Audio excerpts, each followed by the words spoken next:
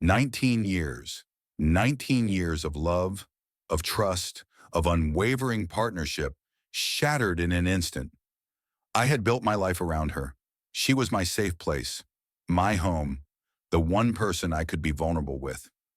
We had weathered storms together, raised two beautiful children, our daughter, 12, with her bright eyes and heart too big for this world, and our little boy, just 5, still clutching on to the innocence that childhood grants. The last few years had been hard, but I never stopped fighting. I worked to be a better husband, a better father. I thought we had been healing. The arguments that once flared like wildfire had dulled to embers. We were talking again, laughing even. I adjusted my life to support her, to be more present, to show her that despite everything, I was still here, still choosing her. And then February 1st came. She had her Mirena removed and something in her changed.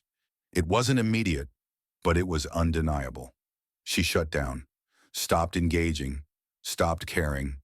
The warm, loving woman I had fought for turned cold, distant, as though she had shed her old skin and become someone else entirely.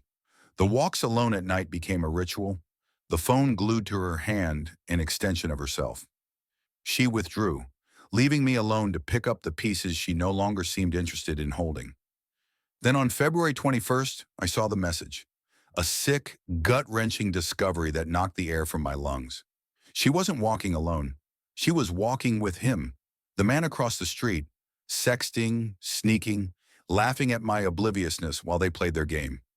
My mind spiraled. How long had she been gone in spirit before she finally walked away in body? How many nights had I laid beside her, unaware that I was already sleeping next to a stranger? I confronted her. The betrayal in her eyes mirrored the agony in mine, but she didn't break the way I had hoped. There was no remorse, no attempt to fix what was broken. I kicked her out and she went straight to him, straight to a man with a past riddled with domestic violence, restraining order breaches, and rage that once drove him to slam a child's head through a wall.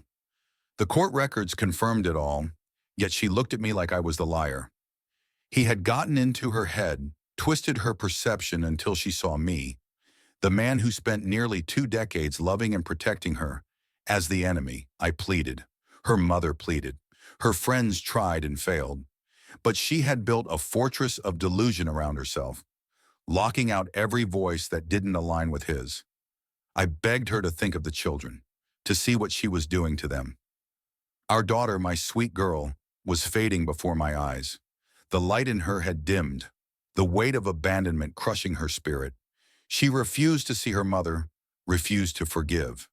The smoking, the selfishness, the complete disregard for the girl who once idolized her, it was too much. And my son, my innocent little boy, still too young to comprehend the depth of what was happening, just knew that mommy wasn't home anymore. And maybe, somewhere inside him, he felt that she wasn't the same mommy at all. Now I have no choice. I have to fight. Not for revenge, not for justice, but for my kids.